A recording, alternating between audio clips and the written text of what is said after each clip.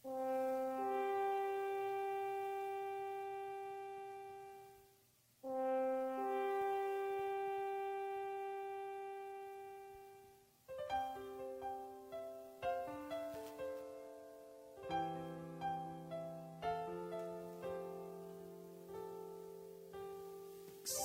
ng iyong mga mata, gumising na at magsaya.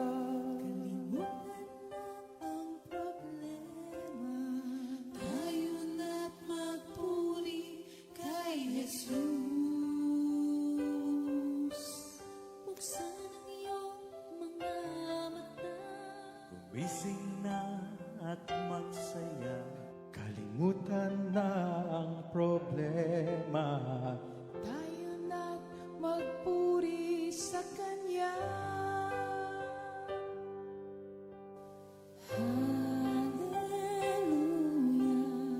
Hallelujah, Hallelujah, hallelujah, hallelujah,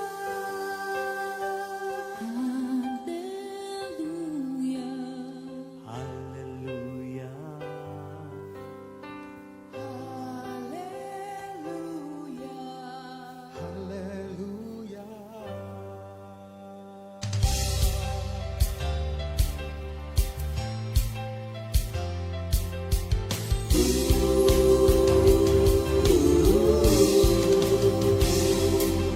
Buksan ang iyong mga mata, gumising na at magsaya. Kalimutan na ang problema, tayo na't magpuri kay Jesus.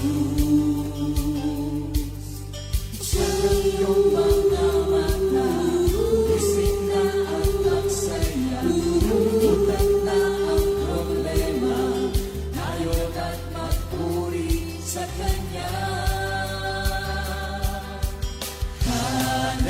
Hallelujah, hallelujah,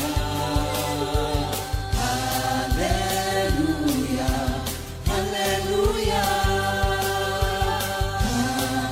hallelujah, hallelujah, hallelujah, hallelujah. Buksan ang iyong mga mata, gumising na at magsaya. Kalimutan na ang problema, tayo na't magpuri kay Jesus. Buksan ang iyong mga mata, gumising na at magsaya. Kalimutan na ang problema, tayo na't magpuri sa Kanya. Hallelujah, hallelujah, hallelujah, hallelujah, hallelujah,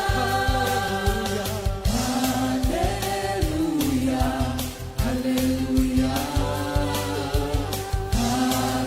hallelujah, hallelujah. Di ka iiwan, di ka pababayaan. Pumapit ka, pumawit ka, at magpuri sa Kanya. Buksan ang iyong mga mata, gumising na at masaya. Kalimutan na ang problema, tayo na't magpuri kay Jesus. Buksan ang iyong mga mata, gumising na at masaya. Kalimutan na ang problema, tayo na't magpuri sa Kanya. Hallelujah, hallelujah, hallelujah, hallelujah, hallelujah, hallelujah. hallelujah, hallelujah. Sa iyong mga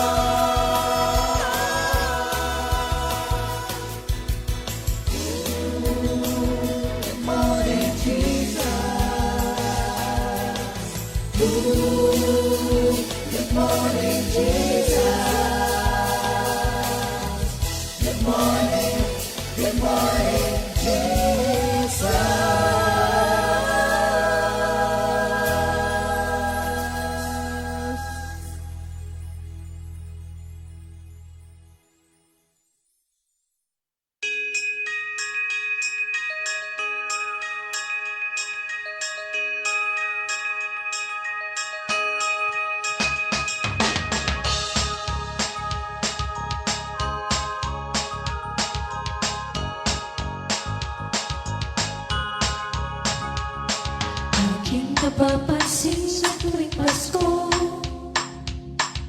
maraming nagaganap na pagbabago. Magkaaway nagbabati, kasama'y bumubuti, kakaibang pakiramdam sa kapaligiran.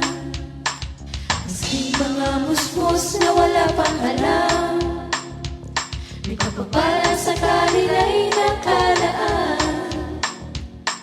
Mga bata sa lansangan, lahat nagbabatian, tiglib ang puso ng kaligayahan.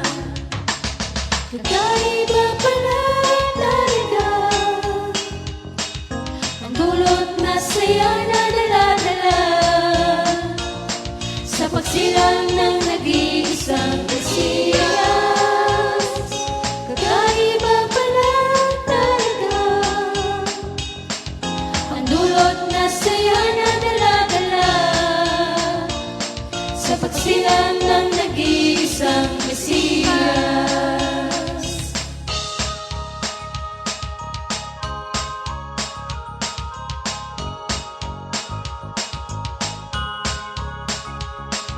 Maski mga hinggat na sa ating akala, Pasko sa kanila'y balewala na. Di mo maipinta, kagalak ang dala ng pagdating ng buong pamilya. Kakaiba pala talaga ang dulot na saya na dala-dala sa pagsilang ng nag-iisang Mesiyas. Kakaiba pala talaga ang dulot na saya na dala-dala sa pagsilang ng nag-iisang Mesiyas. Kakaiba pala talaga ang dulot na saya na dala-dala sa pagsilang ng nag-iisang Mesiyas. Kakaiba pala talaga ang dulot na saya na dala-dala sa pagsilang ng nag-iisang Mesiyas. Sa pagsilang ng nag-iisang Mesiyas.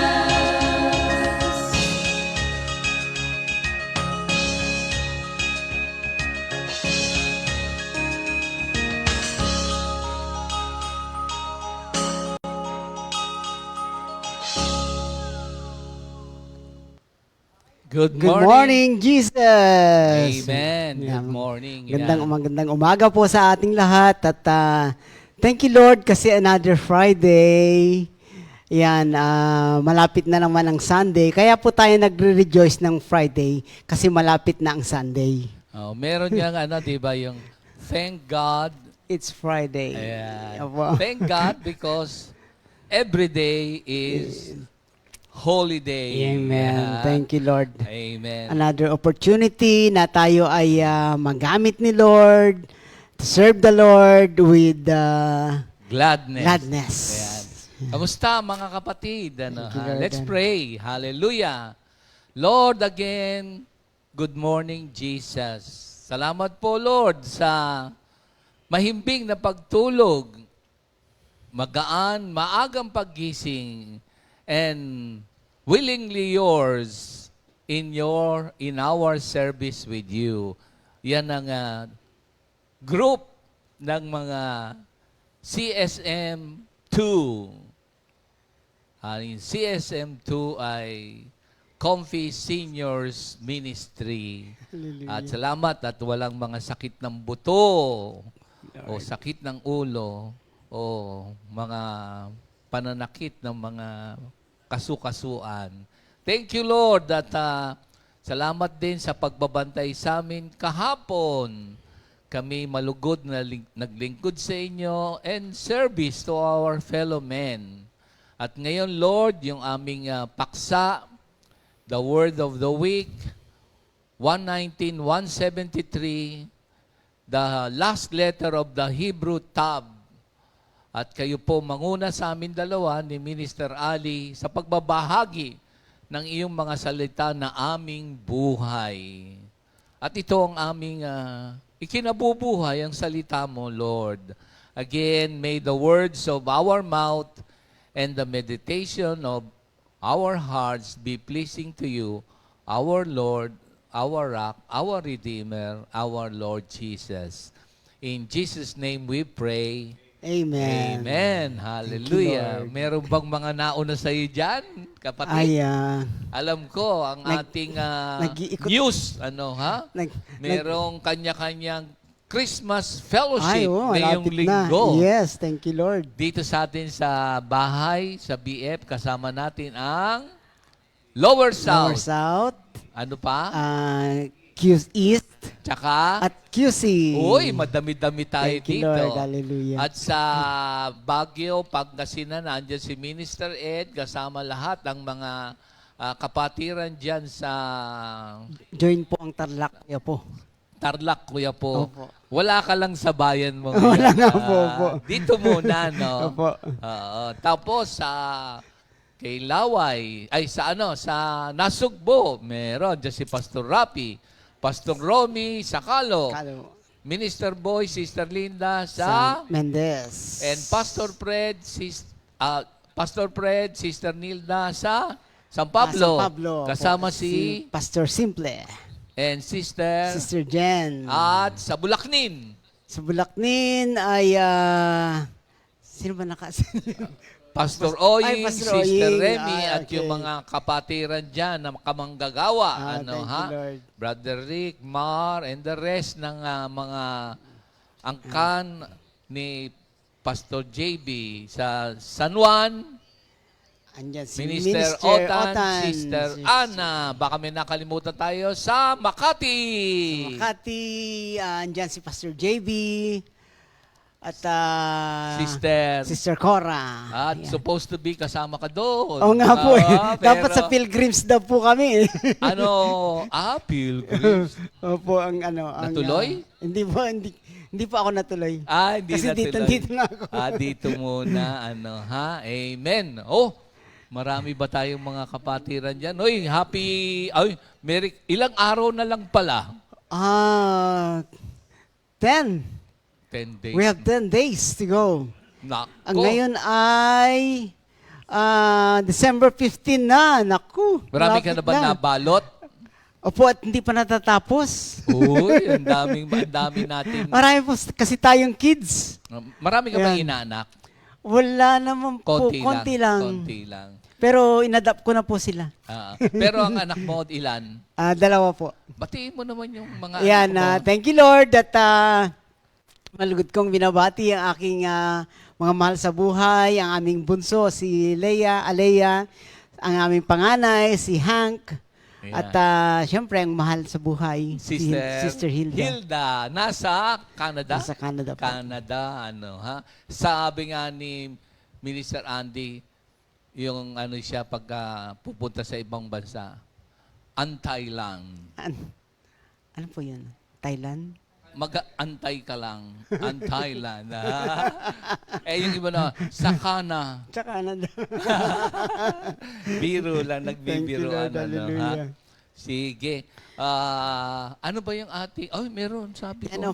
Po, si Brother Rod Mercado ng ating Lagro. Lagro. Yan. Daddy ang daddy ni ni Sister Jam. Sister Jam, asawa ni Sister Net. Amen. Yan. ah. Ang papang, Brother Ruben Radam. Uy, nakita ko sila doon sa hindi ko alam kung nanalo sila o runner-up, yung sa basketball. Ay, opo, Oo, opo. yung Meron seniors. silang award, opo. O, nakita mo ba yun? Opo, sa Facebook, Si opo. Brother Adam, 69. Ay, opo. Pero nagbabasketball pa. Ba? Nung po nagpunta tayo ng Aquamira, nag-run kami doon ng umaga. Oo. Iniikot namin yung subdivision ng Aquamira. Oh, ikaw ilan 4 na? kilometers. 60. 66 na po ako. Ha? Pero ang lakas mong tumakbo, no? Takbo lang po. Tsaka si Brother Radama, no? Oo. Kamusta, brother?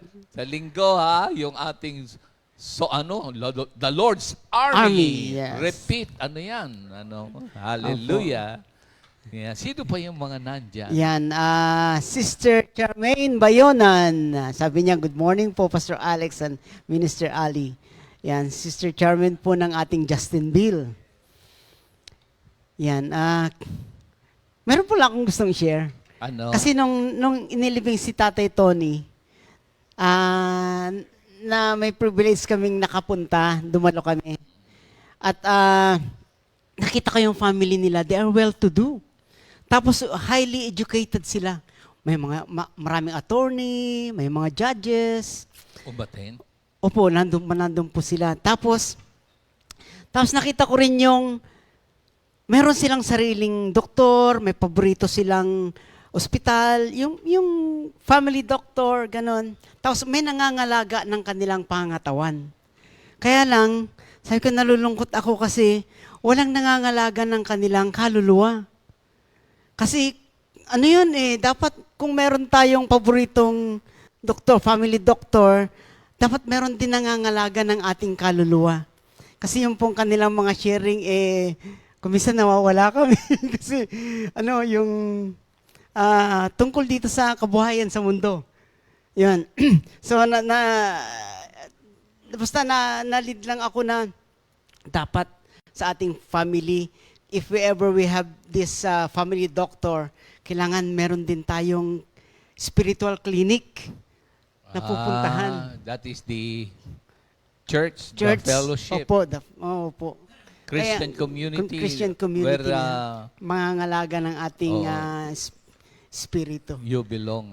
Opo. Kaya thank you Lord kasi meron tayong may inassign si Lord sa atin ng comfy para dito tayo Brother, daily. speaking about nga na napuntahan mong service sa Patay, yung kapatid ni Sister Judith namatay din. Ayaw nga po, opo. Nakikiramay Opo. tayo Opo. ha?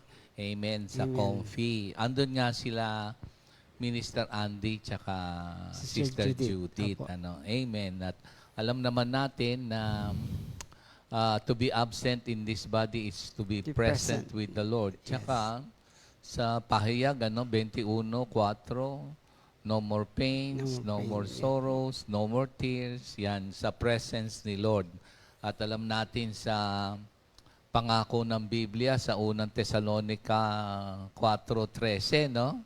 Na bagamat mamatay ang lahat ng nananampalataya kay Kristo Jesus, kaya nga yung faith natin kay Jesus Christ, living according to His Word and being led by the Spirit of God, ay napakahalaga nating madala. Yan ang ating spiritual feeding, spiritual nourishment, which is the Word of God. Amen. Speaking about such, ito yung ating word for the week. Nababasa mo ba? Opo. Sa Psalms 119:173, let your hand be ready to help me, for I have chosen your precepts. Yan. Tuloy ko hanggang 76, mga kapatid. Yan yung ating paksa sa umagang ito. Let your hand become my help, for I have chosen your precepts. I long for your salvation, O Lord, and your law is my delight. Let my soul live, and it shall praise you, and let your judgment help me. I have gone astray like a lost sheep. Seek your servant, for I do not forget your commandments. Yan ang ating message for today. Ano ha? Sa Psalms 119, 173. Alam mo ba na ito yung last Hebrew letter? Ay, ano? opo, tab. Yung tab. Opo. Alam mo ba ang ibig sabihin ng tab? Gusto mo awitin muna natin? Sige po. Sige, kung matatandaan mo to. Ayan. Si Arnold ay tutugtog. Ayan, ang meaning ng tab. Ito, may action to eh. Jesus is the way, the truth, and the life. His banner over Me is love. Jesus is the way, the truth, and the life. His banner over me is love. Jesus is the way, the truth, and the life. His banner over me is love. His banner over me is love. One more time. Jesus is the way, the truth, and the life. His banner over me is love. Jesus is the way, the truth, and the life. His banner over me is love. Jesus is the way, the truth, and the life. His banner over me is love. His banner over me is love. Oh. I love you, and you love me. His banner over me is love. I love you, and you love me. His banner over me is love. I love you, and you love me. His banner over me is love. His banner over me is love. Kasi ang ibig sabihin ng tab ay truth.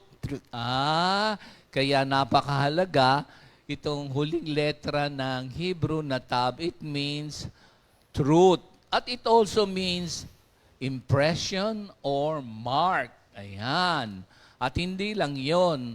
Meron itong essentials. Ang salita nga, it alludes or ano ba ibig sabihin ng alludes? Hint to the tatlong essential service. Ayan, dito sa simula, hindi 73 yan eh, 69 yan eh. 69 po. 8 mga verses yan. 169. Yan yung huling letra at nakapaloob dyan yung tungkol sa ating soul being at nangangailangan ito ng repentance. At nandyan din yung nakapaloob yung panalangin.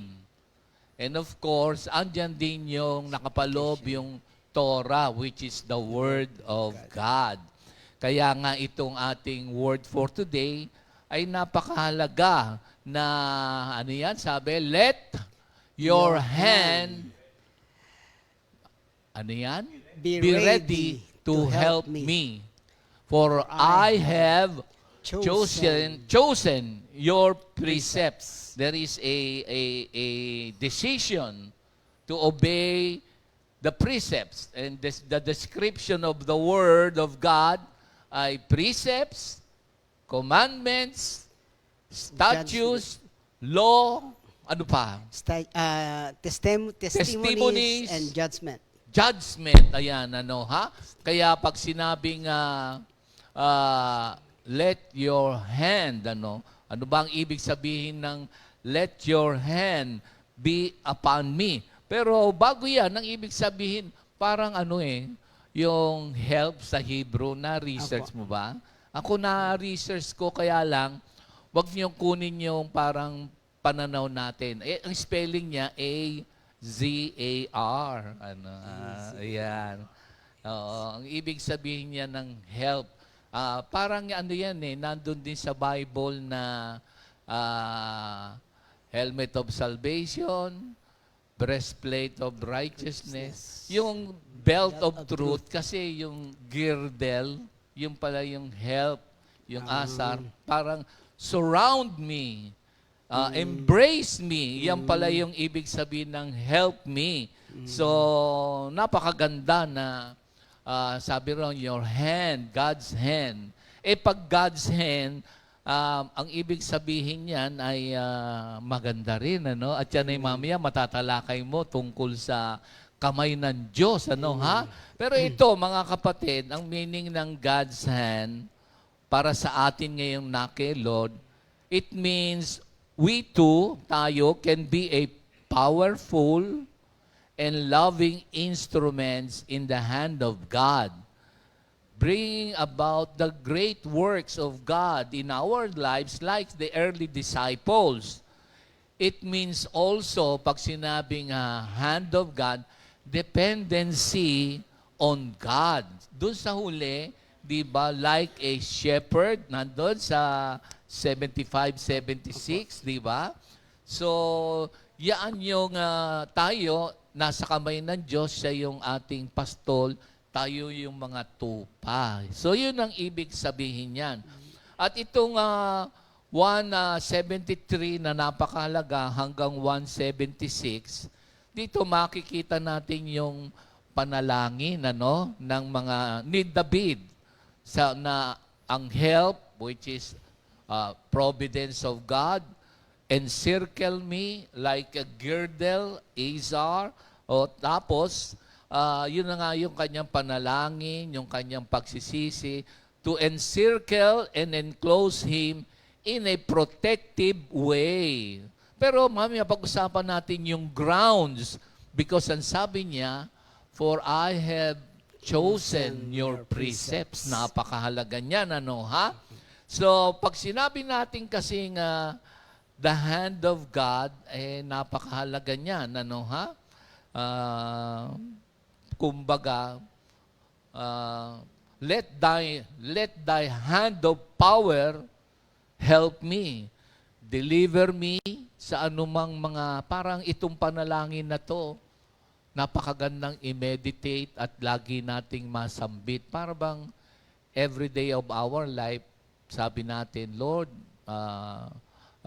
yung umbrella of protection, your encircling me, surrounding me with your love, parang ganon. At napakaraming yung pag sinabing let thy hand, yung the grace of God that communicates sa atin, the supply that we need in our everyday life, the time, parang grabe habang pinag-aaralan mo pala to, parang isang verse, let your hand help me. Parang embrace Parang me. realization po na our hands are insufficient. Yun na nga, insufficient. Kaya natin yung dependency on God.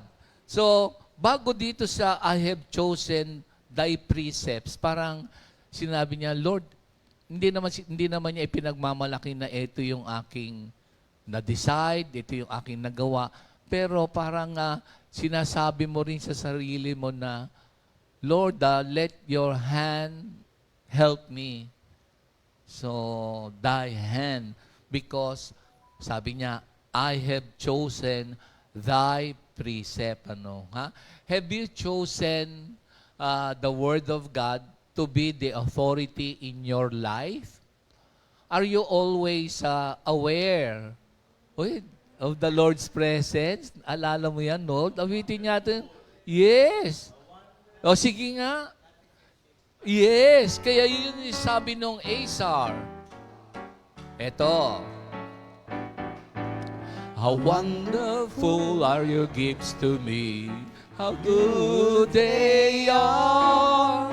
How wonderful are your gifts to me. How good they are. Bababaan natin ng konti. How wonderful are your gifts to me. How good they are. How wonderful are your gifts to me. How good they are. I praise the Lord because He guides me. And in the night my conscience warns me. I'm always aware of the Lord's presence. Nothing can shake me. Nothing can shake me. nothing can shake me. I'm always aware of the Lord's presence, nothing can shake me. Ayan, na yung God's hand, ano? Yep. Hindi tayo matitinag.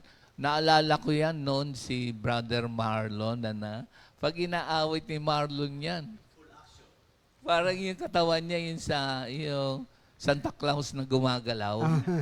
Di ba? Pasko naman di ba? Pag kinanta niyan. Lalo na pag umulan, umaraw, Bumagyo. bumagyo, tinataas pa niya ang kanyang laylayan ng pantalon kasi bumaha. Yung action niya, no? Yung pala yung mariremember mo kay Brother Marlon, Yan pala yung parang yung smile niya noon, pag i-picture mo lang. Naabutan mo si Brother Marlon? Opo, naabutan ko po. Lagi pong nagmamasahe sa akin yun. So ang maaalala mo sa kanya yung masahe. Opo. Oo. Malakas yung kanyang si mga Brother kamay. Marlon, nagki-keyboard.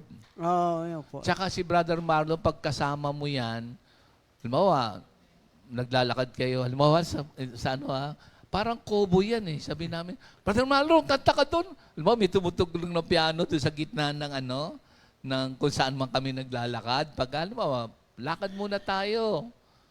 Kakanta yun. Oo, kaya... Always ready. Oo. So, I'm always aware of the Lord's presence, So, napakahalaga yung God said, ng total dependence, hindi natin kaya. Opo. At tayo rin, be an instrument, a wonderful instrument of what God has done in our lives because our lives ay nasa kamay na ng Diyos. And we have, para bagang dun sa prayer na, open my eyes so that I can see the wonderful things you have done for me. Naalala mo ba yung verse na yan? Kung di ako nagkakamali, dyan din sa 119 yan, sa talata 18. Tingnan mo nga, 18. Mabilis ba? Kailangan na bubuksan ni Lord. Pero ang magbubukas pa rin yan si Lord Na kasi on our own, parang kahit anong pagsumikap mo, ganito, ganyan. Pero pag dinasal mo pala yung, Lord, open my eyes so that I can see the wondrous things. From your 18 ba? Opo. Tama, Naalala ko pa? Open my eyes that I may see wondrous things from your law. Yan. Lately ba, mga kapatid, ano ba yung wondrous things? Kasi kailangan na, sabi nga doon sa 34:8, kailangan ikaw mismo maka-experience niyan Opo. So it begins with the trying, sampling, spiritual enlightenment for you to experience the wondrous things of God in our lives, di ba? Lala mo ba yung 34:8, yan yung ating lesson sa linggo. Kailangan bubuksan mo at titikman mo kung Yes. gaano kabuti. O kayo mga kapatid, ano ba ang... Ay, naalala ko yung kanta dyan How wonderful are your gifts to me. Nakanta na namin? Kinanta na ba natin? Sige. The Lord is sige. The Lord is good. That's That is a man. who put his trust. Lord is Yeah, dapat pala kasama natin si Arnold Oo nga dito. po. Taste and see that the Lord is good. Parang naalala ko tuloy yung paborito ngayon ni Sister Riang kanta, The Goodness of God. Nako. Pag kinanta nyo yan, medyo maluluha kayo kapag you are fully aware of the lyrics and what the Lord has done in your life. Pag inawit mo yan, parang iba yung pakiramdam. Opo. Ano ba yung pinaka... Na-overwhelmed tayo. Lately, yung pinaka-latest na wonderful things that the Lord has done in your life? Kayo rin mga kapatid, try to recollect, Ako po, yung na-realize ko na God has given us, or me, personally, everything I need. Na hindi ko na kailangang maghanap pa ng iba, hindi ko na kailangang magdagdag pa. Yung satisfied na ako dun sa what I have. Yeah, kasi yung I have given you the spiritual blessings na kumbaga, ano ba yan, pwede ba nating masabi sa allotted, those who receive Jesus Christ Yun, as their personal Lord and Savior, yung Opo, yun spiritual. po kasi yung basis kung bakit natin pinipili yung I have chosen your precepts. Kasi we found other way of comfort, yung Yan na yung, yan yung yung hand of God. Opo. Sige nga, pakibahagi mo nga. Yan, sige, yung thank you, sa Lord. 73. At mamayang konti, dito makikita natin yung yung the hand of God is the permanence of God's plan. It is the manifestation of Christ in the world. And it is the power of God, our lives in Christ. Yan yung napakahalagang the hand of God, yung permanence of God's hand, the presence of Christ dito sa ating mundong ginagalawan, lalo na tayong tumanggap kay Kristo, and the power behind, Ano yun sa God's hand mo, brother? Yan, thank you, Lord. Meron po akong konting introduction na sabi dito, ang kanyang his own hands are not sufficient, insufficient, nor can any creature help him. So walang iba tayong mahihingan ng tulong, na even ourselves ay kulang. Kaya, therefore, he looks up to God, the hand that made him may help him. Yan, kung sino yung lumikha sa atin, siya rin yung makakatulong sa atin, obviously, di ba?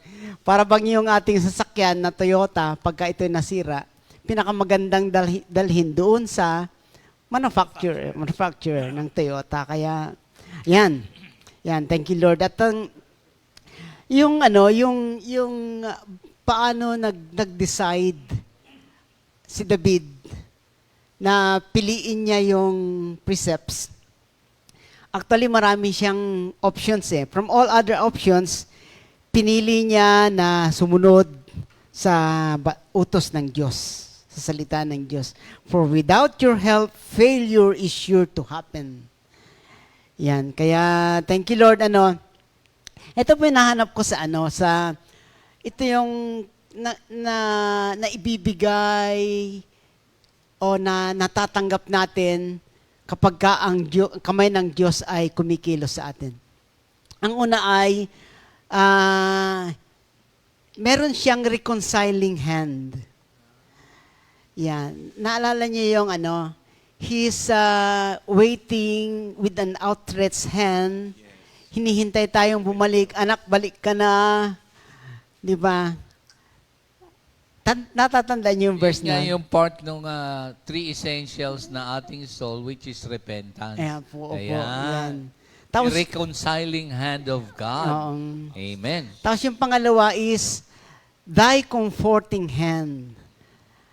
Kagaya nung naganap kay Daniel, nung sila kinakasuhan na dahil hindi sila sumasamba sa Diyos ng kanilang conqueror, kinomfort siya ni Yahweh at hindi sila pinabayaan.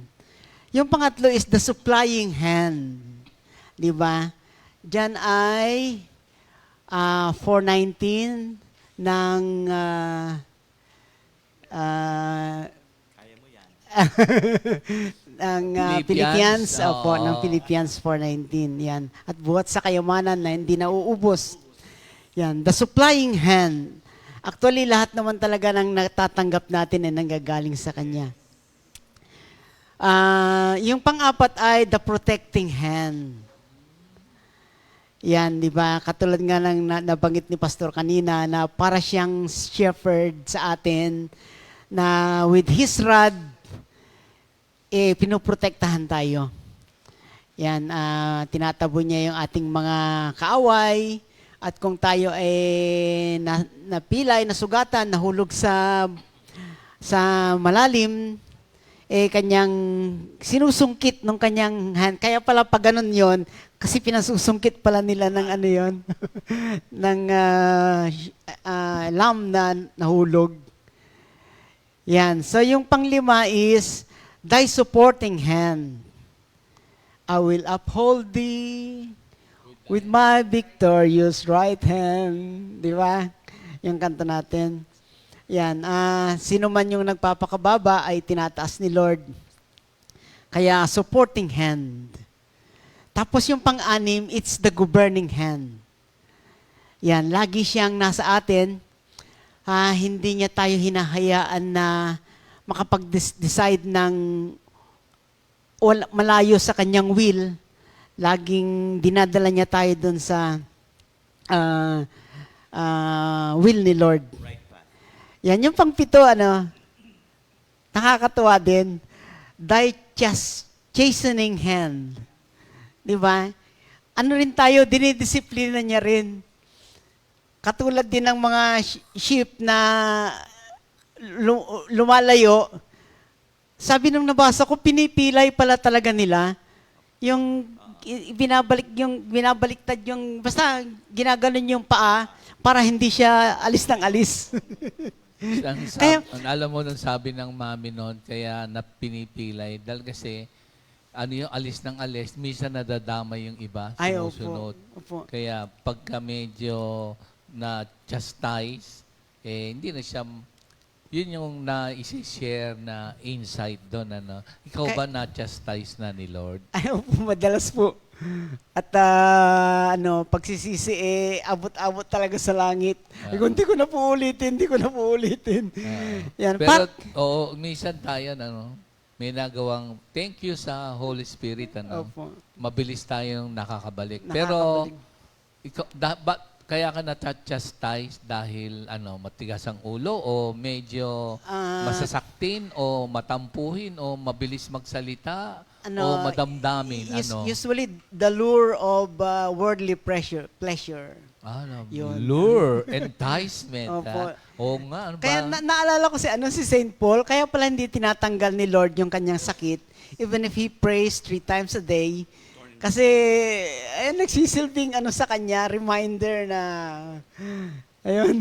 Oo, sabi mo, oo nga, lahat tayo minsan nandun sa we are being lured or enticed by the world.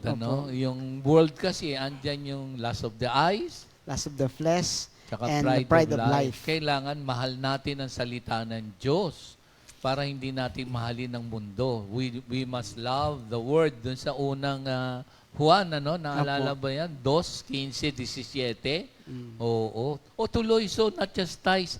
Pero sabi mo, yung the hand of God is a reconciling hand. Meron ka bang dapat gawin dyan ngayon, Pasko? O mga kapatid, let the hand of God move you if you are in conflict with anybody. Kasi si Lord ang gusto niya, ma-reconcile tayo dun. Actually, dito nga may mga enemies Kaya sabi, protect me. So, para bagang for us as Christians, kailangan natin ng total dependence on God para we can be reconciled or we can forgive. Ganon. Amen. Oo nga po. The comforting hand pa rin, Comforting hand. Ano yan yung reconciliation, kung minsan mahirap yung sa sarili mo, yung pagpapatawad sa sarili mo. Ako matagal kong ininda yun Napatawad ko na lahat nung mga nakagawa sa akin ng hindi ko nagustuhan. Pero yung sarili ko, hindi ko pa napapatawad doon sa nagawa niya na mga kasalanan. Pagka hindi mo, yung offender tsaka offended, pag hindi nag-reconcile, shackle ni Opo. Satan, di ba? Sa Korinto, 2:10 ba? Merong Pangalawang handle. Korinto. Pero ginawa na naman ni Lord yun eh. Oo nga Sa po. pangalawang Korinto 5:21, naalala mo, yun ang kanyang ginawa para ma-reconcile ang mundo sa kanya. Naalala mo ba yung mga salitang iyan? So yan ang magpapanumbalik sa ating lahat, Opo. ano? Opo. Oo, the comforting, the protective. Eh, ikaw lagi nagbabiyahe. Opo. Yung mga sa motor, ano? Opo. Grabe, no?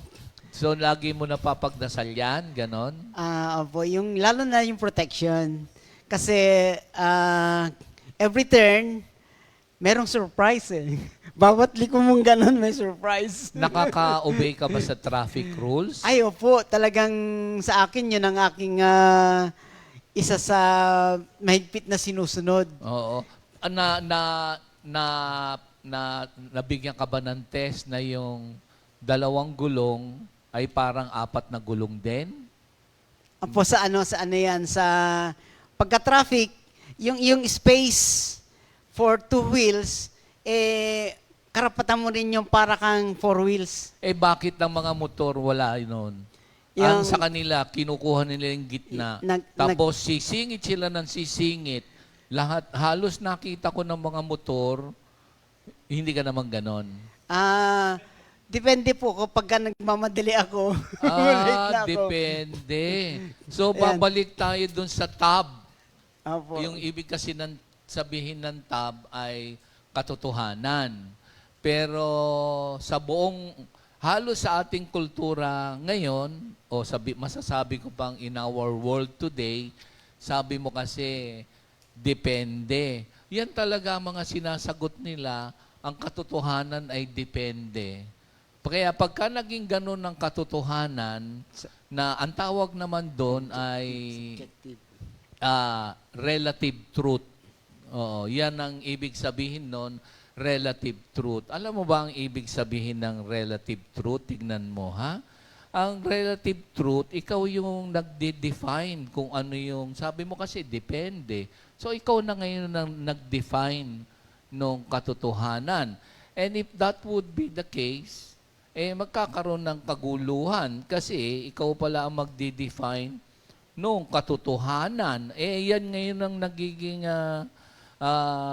pamamaraan ng mga tao.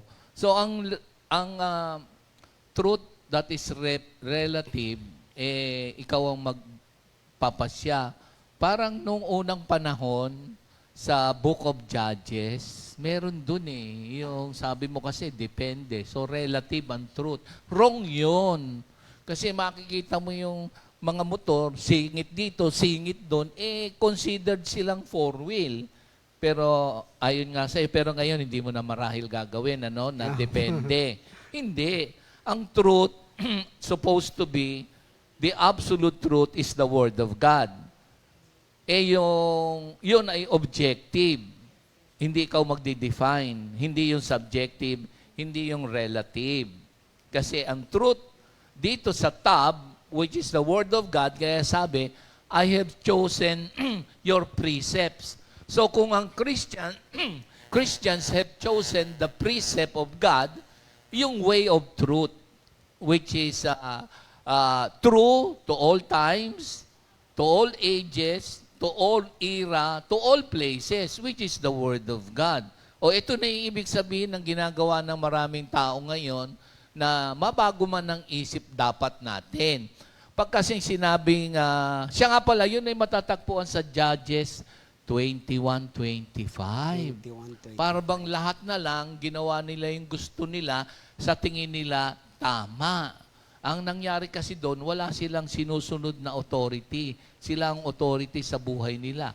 Ano nangyari? Kaguluhan. So ito yung ibig sabihin ng truth that is relative na hindi tama. Pero makikita natin na minsan, pati mga Kristiyano ay nasusuong dito.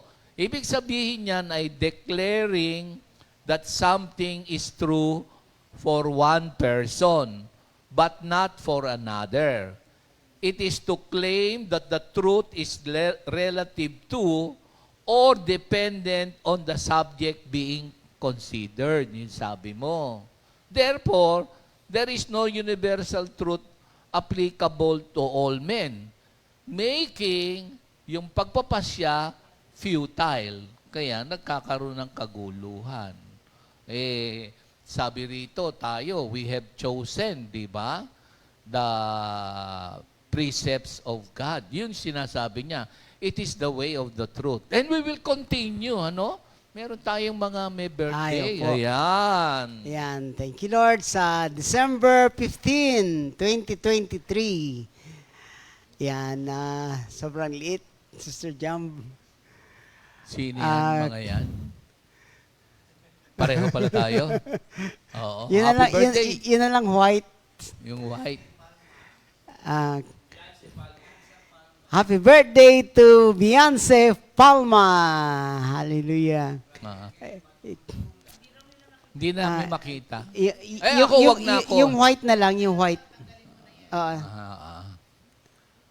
Ayan. Ayan, thank you Lord. Sister Marikit Paulino. Oh, Sister Kit. Thank you Lord. Advance daw, advance. Advance. Okay. Ayan, so December 15, 2023. Happy birthday to Sister Beyonce Palma, Brother Ken Madululan, Sister Lita Lucero, Sister Iris Mendiola, Sister Zenny Dikitana ng ating San Pablo. Yan, hallelujah. Thank you Lord sa mga nagbe-birthday. We have advance. Happy birthday, Sister Maribic Baral, Sister Marikit Paulino, Sister Maricris Gutierrez, Sister Aida Morete. Thank you Lord sa araw na yung mga yan na binigay ng Panginoon upang tayo mag-celebrate Amen. ng kanyang kabutihan. Hallelujah. Ayan, happy birthday, Happy mga birthday po. kapatid. And we have a song of the week. Ayan, Nana. Sige, tignan natin ang ating awitin. Si Brother Bong muna. Happy birthday sa inyo, mga kapatid.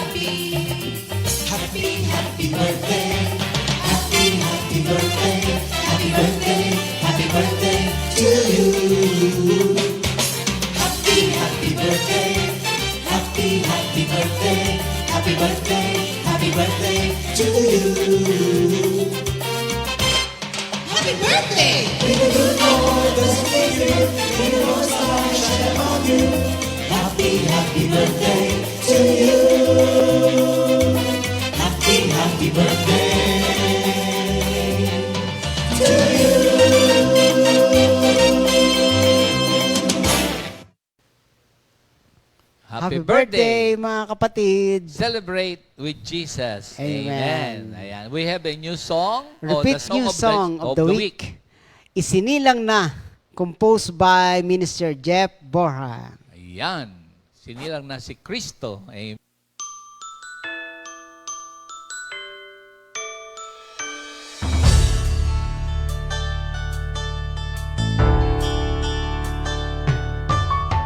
Bawat tao'y nagsasaya, puno ng galak ang bawat isa. Simoy ng hangin, kakaiba, nagsasabi, Pasko na. Bawat pamilya ay nagsasaya,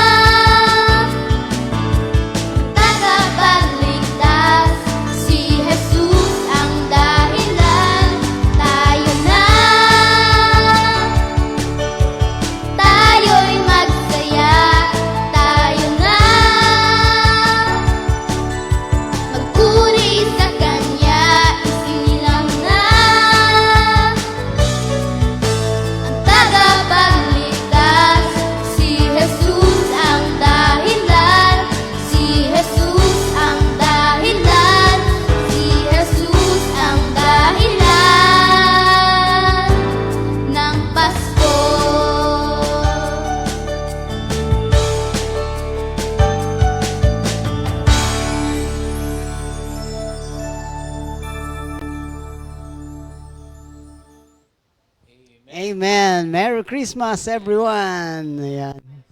Thank you, Lord, that naalala ko po, Pastor, Amen. yung ano, Amen. Hallelujah. yung sa chosen, I have chosen your precepts. Yun doon sa Acts chapter 5:29, ni sina Peter, nung sila ay nililitis, ba yun? Sabi niya, we'd rather choose God than men. Oo nga, no? Yan yung sa pinakulong, tapos dahil nangangaral ng salita ng Diyos, tapos yung angel of the Lord, binuksan yung kulungan, pagkatapos nangangaral na naman sila, tapos yung kapitan, hinuli na naman sila, Opo. tapos dinala sila dun sa Sanhedrin, pagkatapos pinagbabawalan silang ipangaral ang ating Panginoong Jesucristo. Pero isa yan dun sa I have chosen your precept, yung commandments of God rather than commandments of man. Ano, ha? Pwede bang pakiulit mo yung 7 na manifestation ng hand of God? The reconciling hand of God, the protective power of God, the Yan, comfort the of God. comforting hand, Ano ba yung 3? the supplying hand, the supporting hand, governing hand, chastening hand. Ayan. 7 yan, ano? Perfect number, ano? So, ang sabi doon, let your hand help me, for I have chosen your precepts. Meron akong nakuha ritong 4 na mahalagang bagay, bukod doon sa 3 na sabi ko sa inyo, na pangkalahatang yung I have chosen your precepts, na the permanence of God's plan, that Christ is with God, and the power of God. Yan ang pangkahalatang 3 na isusumat total natin tungkol sa precepts of God.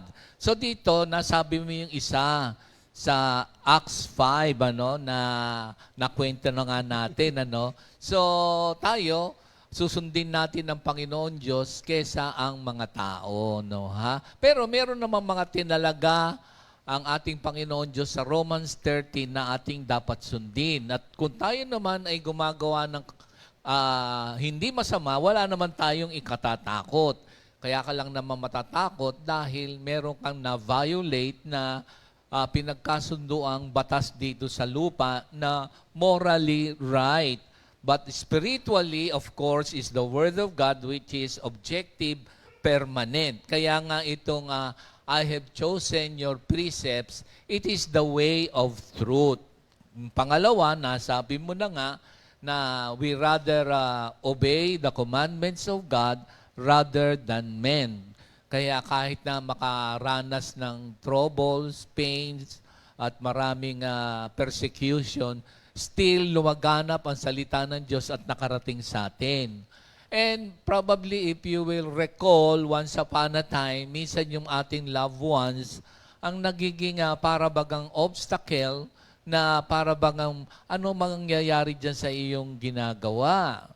Ganyan na lang ba magiging buhay mo, naglilingkod sa Diyos? So there are times na many followers of Christ are also being persecuted for sharing the gospel to all, ano, ha? Minsan nga, sila na mismo ang kanila lang sariling every means na gagawin nila ay talagang for the glory of God. Sumusunod kasi sa kalooban ng Diyos. Pero in due time, we become the salt and light of the earth. Then we become a witness doon sa ating mga loved ones. Kaya pag-obey natin ng Word of God, sila man ay nakikita nila na bakit ito ganito, bakit ito ganyan, kahit na ganito, ganyan, they too will taste and see that the Lord is good. So yun yung yung I have chosen. If you have chosen the precepts of God, the hand of God is always there. Kaya nga kailangan natin ng panunumbalik, seeking the shepherd, so on. Ito yung the way of truth. Isa yan sa practice ng I have chosen your precepts. Pag sinabing the way of truth, kung maaalala nyo dito sa Psalms 119 also, dito sa talatang 30 hanggang 32. So ito yung cross-reference nung I have chosen your precepts or your statutes, testimonies, commandments. So if you have chosen God's precepts, ang practice ay the way, your path is the truth. I have chosen the way of truth. Your judgment I have laid before me. I cling to your testimonies. O Lord, do not put me to shame.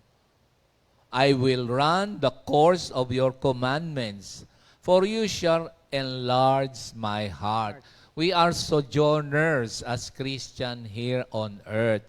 So, yung running the course of life, kailangan yung ating rules and regulation in accordance with the statutes of God. And that is the right way. So, the way of the truth. Hindi yung tayo magdi-define, which is circumstantial and subjective. Or oftentimes, we can see that the truth is relative. No. The truth must be objective, defined by the Word of God. Ayan. It is true for all time, for all people, for all ages. Huwag tayong humantong doon sa panahon ng Judges 21:25 na ang mga tao, ginagawa nila kung ano ang tama sa kanilang pananaw. And kung titignan natin, yan ba ang nangyayari sa ating kapaligiran ngayon? Supposed to be hindi ganyan. Kailangan nandun tayo sa John 8:31-32. Then Jesus said to those Jews who believed him, if you abide or if you dwell in my word, you are my disciples, a learner, a pupil of the word of God, and you shall know the truth, and the truth shall make you free. John 14 says that Jesus is the way, the truth, Tab, yung last letter ng Hebrew na ating pinag-uusapan sa 69 hanggang 76. Tab, truth, si Jesus Christ yon. At nabanggit na nga yung Acts 5, obey God, that is the practice ng those who have chosen the precepts of God. Yan ay simula sa 29 hanggang 32 ng Acts 5. Pangatlo, there must be an ardent affection, ayan, towards God, towards His Word. If we love the Word, we must love the author of the Word, which is our Lord Jesus Christ. Pag sinabi nating ardent, ibig sabihin enthusiastic and passionate. So, if we have chosen to obey the commandments or the precepts or the statutes of God, the condition of our heart matters most to our God. And our fellow human being will see that, and they too will come to know our Lord Jesus Christ by the manifestation of our life lived in the Word of God. Ardent affection, So, God loves us first. Minahal tayo ni Lord nung una pa man. So, we must love Thy Word affectionately. Ardent affection. Yan ang ibig sabihin. Love the Lord, your God, with all our mind, soul, heart, and all that is within me.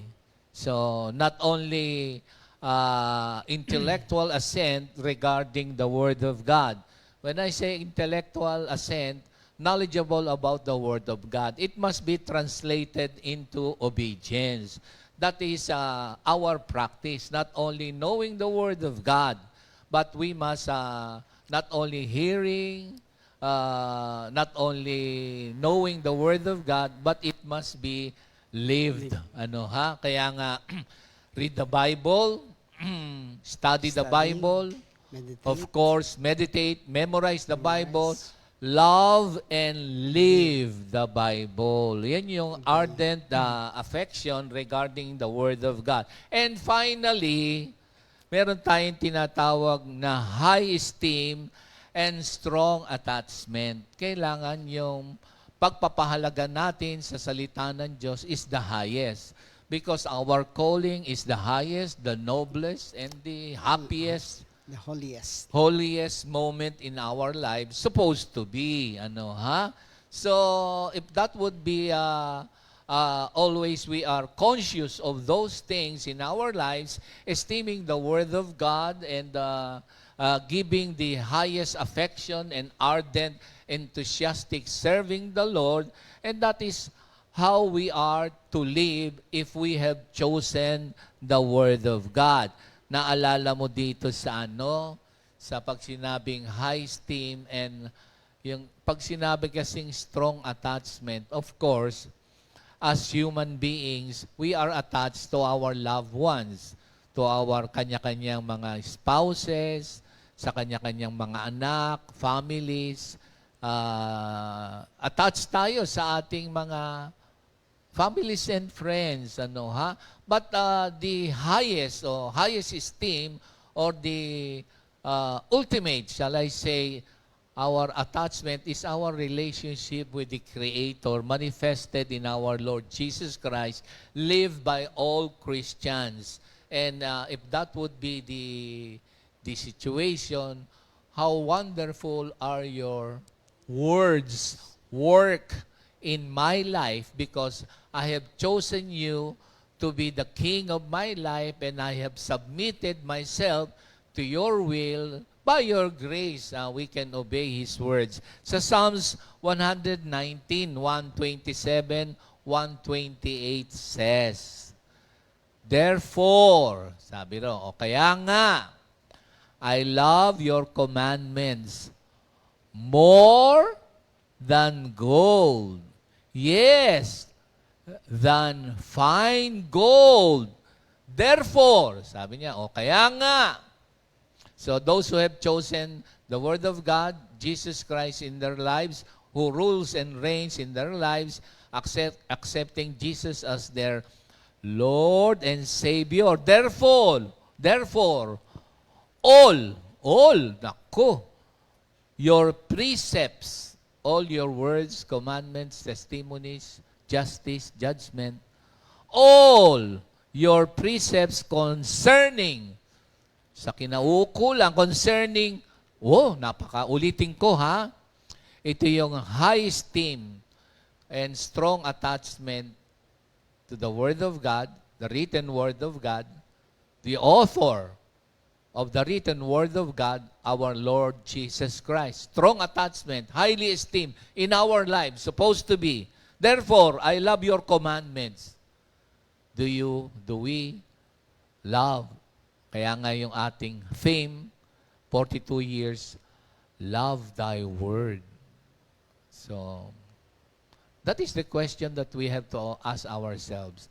If we love thy word, we should always be in the presence of the Lord. So ito, therefore, I love your commandments more than gold. Yes, than fine gold. Therefore, all your precepts concerning all things, I consider to be right. True. I consider to be right.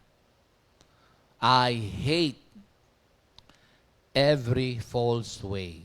So, talikdan anumang bagay na ilalayo tayo sa Panginoon Diyos o mga bagay na yung hindi tama. Obliterate that in our lives and let us be like in the Psalms as sojourners here on earth, living the commandments of God and enlarging our heart, an understanding of your law manifested that love in our fellow human being. So, yan yung ating 119, 173 hanggang 176 na let thy hand be my help, for I have chosen your precepts. Have you? Thank you, Lord. So, mga kapatid, Merry Christmas sa ating lahat. The love of the Father, the grace of our Lord Jesus Christ, and the fellowship of the Holy Spirit be with us all. In Jesus' name we pray. Amen. Amen. God bless us God all. bless po mga kapatid. 2 Timothy 2:2. Hallelujah. 2 Timothy 2:2. Praise the Lord. 2 Timothy 2:2. You and me, let us proclaim the gospel. 2 Timothy 2:2. Hallelujah. 2 Timothy 2:2. Praise the Lord. 2 Timothy 2:2. You and me, let us proclaim the